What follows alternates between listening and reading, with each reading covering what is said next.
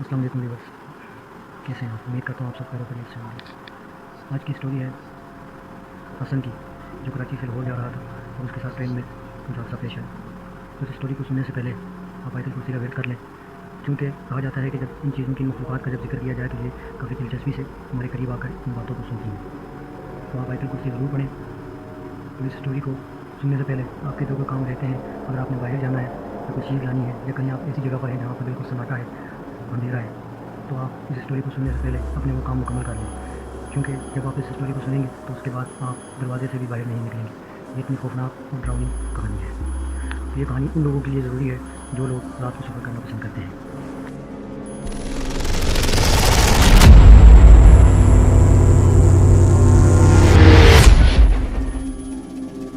السلام علیکم شاہد بھائی، میرا نام حسن ہے اور میں کراچی میں رہتا ہوں۔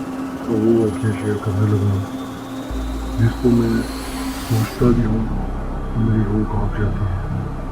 وہ ایسا واقعہ تھا جو آج تک میرے دل و دماغ سے نکل نہیں سکا۔ پھر میں کبھی رات کو اندھیرے میں کوئی سفر کرتا ہوں یا کبھی کبھار لیٹ ہو جاؤں گھر کی طرف آنے میں، تو مجھے میرے دماغ میں، میری آنکھوں میں وہی چیز مجھے ہمیشہ نظر آتی ہے۔ یہ واقعہ ہے، میں جب کراچی سے لاہور جا رہا تھا تو میں نے ٹرین کا سفر کیا۔ یہ وہ رات تھی جسے یاد کر کے آج بھی میرے بدن میں جھنجھنی سی آ جاتی ہے۔ میں کراچی سے لاہور جانے کے لیے رات کی ٹرین میں سوار ہوا تھا۔ اسٹیشن پر ہلکی ہلکی ہوا چل رہی تھی۔ بہت ایسا لگا تھا جیسے ہوا بھی رکی ہوئی ہے۔ میں نے اپنی سیٹ سنبھالی، کھڑکی کے پاس بیٹھ گیا اور ٹرین آہستہ اور کراچی کا اسٹیشن پیچھے چھوڑتی اور لوگوں کی طرف بڑھنے لگا۔ ابتدا میں سب کچھ نارمل چل رہا تھا، لوگ باتیں کر رہے تھے، بچے ہنس رہے تھے، مگر جیسے ہی ٹرین کراچی سے کچھ فاصلے پر پہنچی تو اچانک ماحول بدلنے لگا۔ ایک ایک کے سب لوگ سو گئے اور پورا ڈبہ خاموشی سے ڈوب گیا۔ بس ایک بزرگ اور ایک برقع پوش عورت جاگ رہی تھی۔ میں نے بھی آنکھیں بند کرنے کی کوشش کی، مگر عجیب سا احساس بار بار دل میں دیکھ رہا ہے۔ میری نظریں کبھی کھڑکی کے باہر اندھیرے میں گم درختوں پر جاتی اور کبھی اس عورت کی طرف جو کھڑکی کے ساتھ بیٹھی تھی۔ اس کے چہرے پر سایہ سا تھا، جیسے روشنی ہونے کے باوجود اس کا چہرہ صاف نظر نہیں آ رہا۔ میں نے خود کو سمجھایا کہ شاید ہی میرا وہم ہے، مگر پھر رات کے تقریباً 2 بجے ایک ایسا واقعہ پیش آیا جس نے میری روح تک ہلا دی۔ میری ہلکی سی آنکھ لگی تھی تو اچانک سے میں جاگ اٹھا اور مجھے محسوس ہوا جیسے میرے سامنے سے کوئی بھاگ کر گزرا۔ میں نے فوراً آنکھیں کھولی مگر ڈبہ بالکل خالی تھا۔ میں نے کندھے ہچکچائے اور پھر سے آنکھیں بند کر لیں، مگر چند سیکنڈ بعد ایسا لگا جیسے کوئی بچہ ہنسا ہو، جیسے بالکل میرے پیچھے۔ وہ ہنسی بہت ہلکی تھی مگر اتنی ڈراؤنی کہ میرا خون جیسے جم گیا۔ میں نے فوراً گردن گھمائی مگر کچھ نہیں تھا۔ تو میں نے خود کو سنبھالا، پھر میں نے کہا چلو باہر فریش ہو کے آ جاتا ہوں۔ میں اٹھ کر باتھ روم جانے لگا تو پورا کوریڈور اندھیرے میں ڈوبا ہوا تھا، صرف ایک لائٹ ٹمٹما رہی تھی۔ میں آہستہ آہستہ چل رہا تھا کہ اچانک میرے سامنے سے ایک چھوٹا سا بچہ سفید کپڑوں میں بھاگتا ہوا گزرا۔ اس کے قدموں کی آواز نہیں تھی، بس وہ ایک جھلک تھی، مگر میرا دل دھک سا رہ گیا۔ میں نے آواز دی، ارے بیٹا رکو، مگر کوئی جواب نہیں آیا۔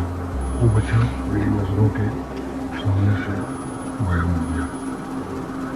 تو میں واش روم گیا، وہاں سے واش روم سے ہو کر جب میں واپس آیا تو وہ برقع پوش عورت اب میرے سامنے والی سیٹ پر آ کر بیٹھ چکی تھی۔ میں حیران تھا کہ وہ کب اٹھی۔ میں نے آہستہ سے پوچھا، باجی آپ ٹھیک ہیں؟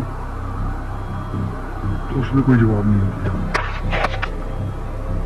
تو پھر میں نے دوبارہ سے کہا کہ باجی آپ ٹھیک ہیں, آپ اپنی سیٹ چھوڑ کر ادھر آ گئی. اس نے سر اٹھایا اور میں نے جو دیکھا وہ منظر میری زندگی سے کبھی نہیں مٹ سکا. وہ منظر اتنا خوفناک تھا کہ وہ میرے دل و دماغ میں آج تک بیٹھا ہوا ہے. اس کے چہرے پر کچھ بھی نہیں تھا, نہ آنکھیں, نہ ناک, نہ منہ, بس ایک سیاہ خلا. میں اس چہرے کو دیکھ کر بہت زیادہ ڈر گیا تھا. میں زور سے چیخنا چاہتا تھا مگر میری آواز گلے میں دب کر رہ گئی. اس اندھیرے جیسے چہرے سے ایک ٹھنڈی سانس نکلی جو سیدھے میرے چہرے سے ٹکرائی. میرا پورا وجود سن ہو گیا. میں پیچھے ہٹنے کی کوشش کرنے لگا مگر میرے ہاتھ, میرے پیر جیسے کسی نے جکڑ لیے ہوں. اس کے بعد مجھے کچھ ہوش نہیں رہا اور میں بے ہوش ہو گیا. اور جب میں ہوش میں آیا تو ٹرین لاہور اسٹیشن پر کھڑی تھی. سورج نکل چکا تھا, لوگ اتر رہے تھے.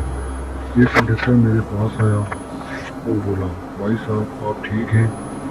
میں نے پوچھا وہ عورت کہاں گئی؟ وہ کنڈکٹر بولا, کون سی عورت؟ میں نے کہا وہ جو میرے سامنے بیٹھی تھی. اس نے حیرانی سے میری طرف دیکھا اور بولا, صاحب اس ڈبے میں تو پوری رات آپ اکیلے تھے. میں سکتے میں آ گیا. میں نے ارد گرد دیکھا تو واقعی پورا ڈبہ خالی تھا, لیکن زمین پر کچھ پڑا تھا, ایک چھوٹا سا جلا ہوا گڑیا نما کھلونا. میں نے اٹھایا تو دل کانپ اٹھا. وہ گڑیا بالکل اس بچے جیسی تھی جسے میں نے رات میں دیکھا تھا. میں پھر چپ چاپ ٹرین سے نیچے اتر گیا. اس دن کے بعد میں نے کبھی رات کے ٹرین کا سفر نہیں کیا کیونکہ مجھے یقین ہے کہ اس رات جو کچھ میں نے دیکھا وہ خواب نہیں تھا. وہ عورت, وہ بچہ, وہ اندھیرا آج بھی میرے آس پاس کہیں نہ کہیں زندہ ہے. کراچی سے لاہور کا سفر صرف ایک کہانی نہیں, ایک انتباہ ہے. کبھی کبھی راستے خالی نہیں ہوتے, بس ہمیں دکھائی نہیں دیتے.